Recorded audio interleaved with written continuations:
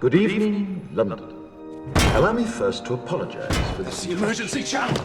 I do, like many of you, appreciate the comforts of the everyday routine, the security of the familiar, the tranquility of repetition. Bloody hell. I enjoy them as much as any bloke.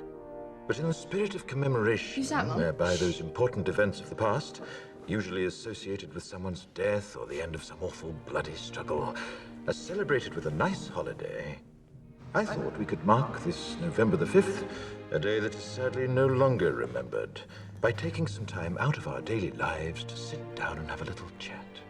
There are, of course, those who do not want us to speak. Let me think, just let I me think. suspect even now, orders are being shouted into telephones, and men with guns will soon be on their way. It's Chancellor Sutler. Damn it! Why?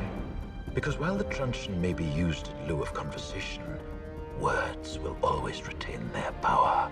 Words offer the means to meaning, and for those who will listen, the enunciation of truth.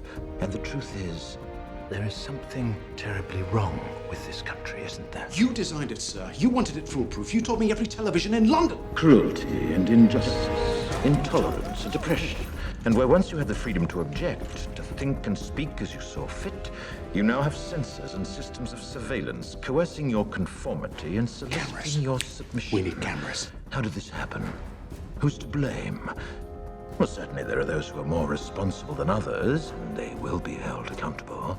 But again, truth be told, if you're looking for the guilty, you need only look into a mirror. I know why you did it. I know you were afraid. Who wouldn't be?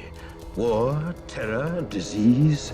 There were a myriad of problems which conspired to corrupt your reason and rob you of your common sense. Fear got the best of you, and in your panic you turned to the now High Chancellor Adam Sutler. He promised you order, he promised you peace, and all he demanded in return was your silent, obedient consent. Inspector, you're almost through. Last night, I sought to end that silence. Last night, I destroyed the Old Bailey to remind this country of what it has forgotten. More than 400 years ago, a great citizen wished to embed the 5th of November forever in our memory. His hope was to remind the world that fairness, justice, and freedom are more than words. They are perspectives. So if you've seen nothing, if the crimes of this government remain unknown to you, then I would suggest that you allow the 5th of November to pass unmarked.